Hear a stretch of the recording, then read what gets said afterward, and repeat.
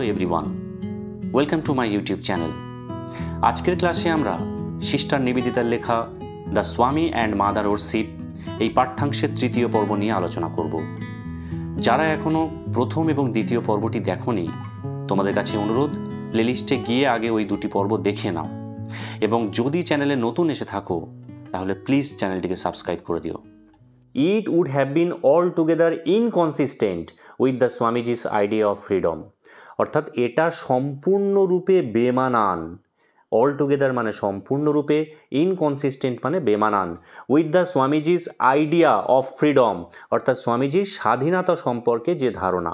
Two have sought to impose his own conception on a disciple, অর্থাৎ তার নিজের যে ধারণা সেটা কোনো শিষ্যের উপরে তিনি কখনো চাপিয়ে দিতেন না।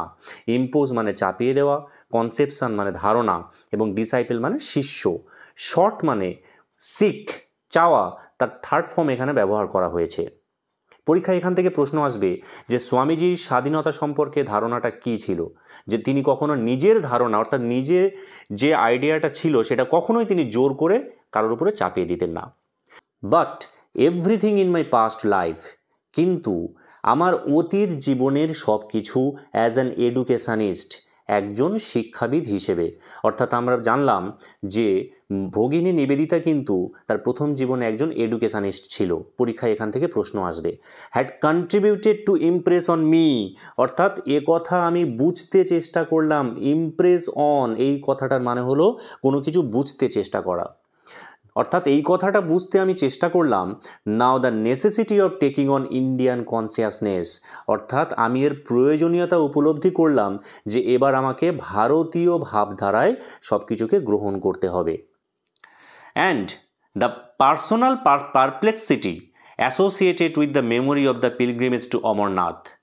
পার্সোনাল পারপ্লেক্সিটি মানে ব্যক্তিগত বিস্ময় বা ব্যক্তিগত বিভ্রান্তি, অ্যাসোসিয়েটেড উইথ অর্থাৎ যেটি কিনা নিযুক্ত ছিল the memory of the pilgrimage to Amarnath, অর্থাৎ অমরনাথ তীর্থযাত্রার স্মৃতির সঙ্গে জড়িত ছিল। Was a witness not to be forgotten, সেটা কিন্তু ভোলার মতো কোনো কিছু ছিল না। নট টু বি ফরগটেন অর্থাৎ যেটা কিন্তু কখনো ভোলা যায় না, অবিস্মরণীয়। টু দ্য স্ট্রং প্লেস, অর্থাৎ সেটি একটি খুব শক্তপোক্ত জায়গা করে নিয়েছিল আমার মনে। Which Indian system of worship held in that consciousness, যে কিনা ভারতীয় পূজা রীতিনীতির পদ্ধতি, Indian system of worship held in that consciousness, অর্থাৎ এই চেতনাতে হয়। I set myself therefore to enter into Kali worship, অতএব আমি নিজেকে নিযুক্ত করলাম যে আমি কালী পূজার মধ্যে প্রবেশ করব। As one would set oneself to learn a new language, যেমনভাবে একজন ব্যক্তি নিজেকে প্রস্তুত করে একটি নতুন ভাষা শেখার জন্য। অর টেক বার্থ ডেলিবারেটলি, অথবা ইচ্ছাকৃতভাবে জন্মগ্রহণ করে, perhaps in a new race, সম্ভবত একটি নতুন জাতিতে। অর্থাৎ সিস্টার নিবেদিতা কিন্তু এখানে একটি নতুন ধর্ম গ্রহণ করাকে একটি নতুন ভাষা শিক্ষার সঙ্গে তুলনা করেছেন। পরীক্ষায় এখান থেকে প্রশ্ন আসবে। To this fact I owe it, অর্থাৎ এই বিষয়ে আমি কিন্তু ঋণী ছিলাম। That I was able to understand, যে আমি বুঝতে সক্ষম হয়েছিলাম। অ্যাজ মাচ ততটা বেশি, as I did of our master's life, যতটা আমি আমাদের মাস্টার, এখানে মাস্টার বলতে স্বামী বিবেকানন্দের জীবনের কথা বলা হয়েছে, অর্থাৎ আমাদের প্রভুর জীবন সম্পর্কে যতটা আমি বুঝেছি। অ্যান্ড থট, এবং তার চিন্তাধারা সম্পর্কে।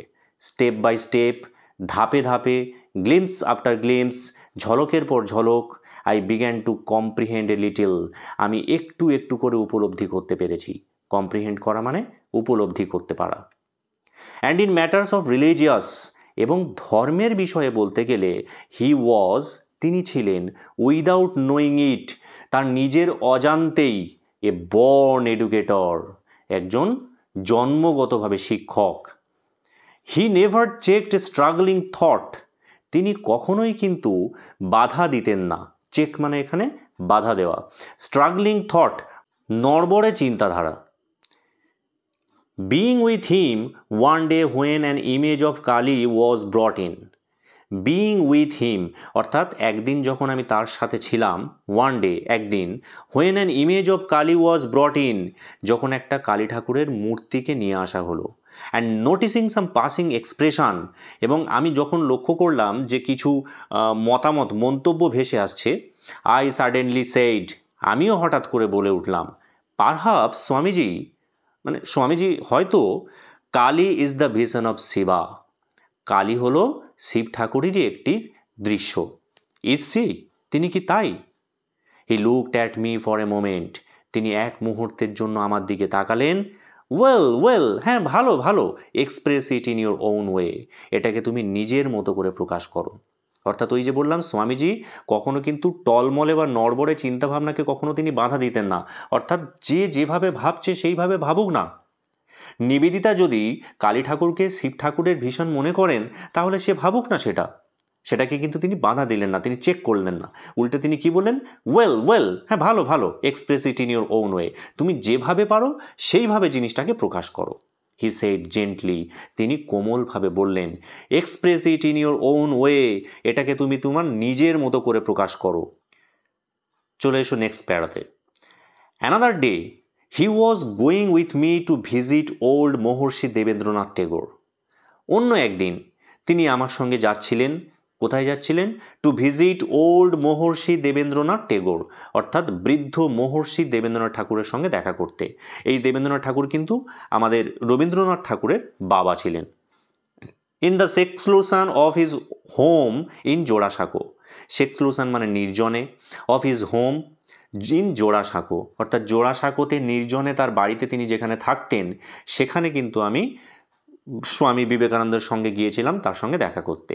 অ্যান্ড বিফোর উই স্টার্টেড অর্থাৎ আমাদের যাত্রা শুরু হওয়ার আগে, হি কোয়েশ্চেন্ড মি তিনি আমাকে প্রশ্ন করেছিলেন about a death scene at which I had been present the night before যেখানে আমি কিন্তু গতকাল রাতে উপস্থিত ছিলাম। দ্য নাইট বিফোর মানে গতকাল রাত্রিবেলায়। পরীক্ষায় এখান থেকে প্রশ্ন আসবে যে স্বামীজি কোন প্রসঙ্গ নিয়ে নিবেদিতাকে প্রশ্ন করেছিলেন যখন তিনি জোড়াসাঁকোতে যাচ্ছিলেন মহর্ষি দেবেন্দ্রনাথ ঠাকুরের সঙ্গে দেখা করার জন্য? তাহলে একটা ডেথ সিন নিয়ে প্রশ্ন করেছিলেন। আই টোল্ড হিম এগারলি আমি তোকে অত্যন্ত আগ্রহের সাথে বলেছিলাম, অব দ্য সাডেন রিয়েলাইজেশন আমার যে হঠাৎ উপলব্ধি সেই সম্পর্কে, that had come to me যেটা হঠাৎ করে আমার মনের মধ্যে এসেছিল সেই উপলব্ধিটা, সেটা আমি বিবেকানন্দকে বললাম। That religions were only languages যে ধর্ম হলো শুধুমাত্র ভাষার মতো, and we must speak to a man in his own language এবং আমরা অবশ্যই করে একটি মানুষের সাথে কথা বলবো তার নিজের ভাষায়, অর্থাৎ সেই মানুষটা যে ভাষা বোঝে আমরা তার সঙ্গে সেই ভাষাতেই কথা বলবো। যেমন যে মানুষটা ইংরাজি বোঝে তার সাথে যদি আমরা বাংলাতে কথা বলি সে যেমন কিছুই বুঝতে পারবে না, ঠিক সেই রকমই যে মানুষটা অন্য একটি ধর্ম প্র্যাকটিস করে তার কাছে যদি আমি আমার ধর্ম সম্পর্কে বোঝাতে যাই তাহলে হয়তো সে কিছুই বুঝতে পারবে না। আমাকে কি করতে হবে? তার ধর্মটাকে বুঝে তার ধর্মের মতো করে আমাকে সেই জিনিসটাকে ব্যাখ্যা করতে হবে। তাহলে পরীক্ষায় এখান থেকে প্রশ্ন আসবে যে নিবেদিতা ধর্ম শিক্ষাকে কোন শিক্ষার সঙ্গে তুলনা করেছিলেন? ল্যাঙ্গুয়েজ শিক্ষার সঙ্গে। ঠিক আছে? His whole face lighted up at the thought তার সমগ্র মুখটা কিন্তু উজ্জ্বল হয়ে উঠল এই চিন্তাটা দেখেই, অর্থাৎ আমার যে ভাবনাটা আমি বললাম এটা দেখে কিন্তু তার সমগ্র মুখটা উজ্জ্বল হয়ে উঠল। ইয়েস হি এক্সক্লেইমড তিনি চিৎকার করে বলে উঠলেন, হ্যাঁ তুমি ঠিক বলেছ। And Ramakrishna Paramahamsa was the only man অর্থাৎ রামকৃষ্ণ পরমহংস ছিলেন একমাত্র মানুষ হু টট দ্যাট যিনি এটা শিখিয়েছিলেন। তাহলে ধর্ম হচ্ছে ভাষা শিক্ষার মতো, এটা কে শিখিয়েছিলেন? একমাত্র রামকৃষ্ণ পরমহংস। হি ওয়াজ দ্য অনলি ম্যান তিনিই ছিলেন একমাত্র মানুষ হু এভার হ্যাড দ্য কারেজ যার কিন্তু শুধুমাত্র তারই কিন্তু এই সাহসটা ছিল to say that we must speak to all man in their own language যে আমরা অবশ্যই করে প্রত্যেকটা মানুষের সাথে তার নিজের ভাষাতে কথা বলবো। চলে এসো পরের প্যারাতে। ইয়েট তবুও দেয়ার কেম এ ডে এমন একটা দিন এসেছিল when he found it necessary যখন তার মনে হয়েছিল যে এটা খুবই প্রয়োজনীয় to lay down with unmistakable clearness. Lay down মানে উন্মুক্ত করা, আনমিস্টেকেবল মানে নির্ভুলভাবে, ক্লিয়ারনেস মানে পরিষ্কারভাবে। অর্থাৎ একদিন স্বামী বিবেকানন্দ তিনি অনুভব করেছিলেন এই প্রয়োজনীয়তাটা যে তাকে নির্ভুলভাবে পরিষ্কারভাবে সবার কাছে বলে দিতে হবে his own position in the matter of mother worship, অর্থাৎ মাতৃপূজার বিষয়ে তার নিজের অবস্থানটা কী। আমরা তো প্রথম জীবনে দেখেছিলেন যে স্বামী বিবেকানন্দ তিনি কিন্তু একেবারে নাস্তিক ছিলেন, তিনি মূর্তি পূজাতে বিশ্বাস করতেন না, ঠাকুর দেবতাতে বিশ্বাস করতেন না, কিন্তু পরবর্তী জীবনে তিনি কিন্তু মূর্তি পূজাতে বিশ্বাসী হয়েছিলেন এবং মা কালীর তিনি উপাসক হয়েছিলেন। তো সেই সম্পর্কে একটা সময় তিনি উপলব্ধি করেছিলেন যে সবার কাছে এটাকে উন্মুক্ত করা উচিত যে তার নিজের অবস্থান কি মাতৃপূজা সম্পর্কে, মা কালীর পূজা সম্পর্কে। I was about to lecture at the Kalighat, অর্থাৎ কালীঘাটে একবার আমার একটা লেকচার দেওয়ার কথা ছিল, একটা ভাষণ দেওয়ার কথা ছিল। এখানে আই বলতে কিন্তু sister Nivedita. And he came to instruct me, এবং তিনি এসেছিলেন আমাকে নির্দেশ দিতে। ইনস্ট্রাক্ট, ইনস্ট্রাকশনের ভার্ব ফর্ম। তিনি আমাকে নির্দেশ দিতে এসেছিলেন that if any foreign friends, যদি আমার কোনো বিদেশি বন্ধু, ফরেন ফ্রেন্ডস মানে বিদেশি বন্ধু, should wish to B present, যদি এখানে উপস্থিত থাকার ইচ্ছা প্রকাশ করে, they were to remove there shoes. Vivekananda কিন্তু খুব কঠোরভাবে নিবেদিতাকে বলে দিয়েছিলেন যে তাদেরকে কিন্তু তাদের জুতোটা খুলতে হবে, and sit on the floor, এবং মেঝের উপরে বসতে হবে, like the rest of the audience. Rest মানে এখানে অবশিষ্ট বা বাকি, বাকি শ্রোতাদের মতো করে। অর্থাৎ ওখানটায় গিয়েছে সবাই সমান, সবাই নিবেদিতার লেকচার শুনতে যাবে এবং প্রত্যেককে কিন্তু জুতো খুলে মাটিতে বসে তার লেকচার শুনতে হবে।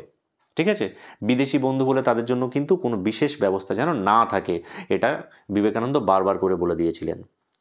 In that presence no exceptions were to be made, অর্থাৎ তার উপস্থিতিতে কোনো রকমের ব্যতিক্রম যেন না ঘটে। I was myself to be responsible for this, আর যদি এই ঘটনাটা ঘটে তাহলে কিন্তু নিবেদিতা নিজেই দায়ী থাকবে এই ঘটনার জন্য। আফটার সেইং দিস, এই কথাটা বলার পরে, হাউএভার যাই হোক, হি লিঙ্গার্ড বিফোর গোয়িং, তিনি কিছুক্ষণ থেকে গেলেন যাওয়ার পূর্বে, চলে যাওয়ার আগে তিনি কিছুক্ষণ থেকে গেলেন। অ্যান্ড দেন, এবং তারপর, making A Sai reference of colonel হেইজ poem, অর্থাৎ কর্নেল হেইজ কবিতা থেকে একটি লাজুক উদ্ধৃতাংশ তিনি তুলে ধরলেন। অফ দ্য গার্ডিয়ানস অ্যাঞ্জেলস, সেই কবিতাটার নাম কি? Guardians angels. জায়গাটা ভালো করে দাগ দিয়ে নাও, এখান থেকে প্রশ্ন আসবে যে কর্নেল হেইল লেখা কবিতাটার নাম কি। কবিতাটার নাম হলো গার্ডিয়ানস অ্যাঞ্জেলস। হি সেড, তিনি তখন বললেন, that is প্রিসিয়াসলি my position about Brahma and the god, এটাই হলো আমার অবস্থান ব্রহ্ম সম্পর্কে এবং ঈশ্বর সম্পর্কে। ব্রহ্ম মানে কি আমরা তো আগেই বলেছি, দ্য ট্রুথ অফ নলেজ, সত্যের জ্ঞান। I believe in Brahman and the gods, আমি ব্রহ্মতে বিশ্বাস করি এবং ঈশ্বরে বিশ্বাস করি, and not in anything else, এবং আর অন্য কোনো কিছুতেই আমি বিশ্বাস করি না। আজকের পার্ট এখানেই আমরা শেষ করলাম।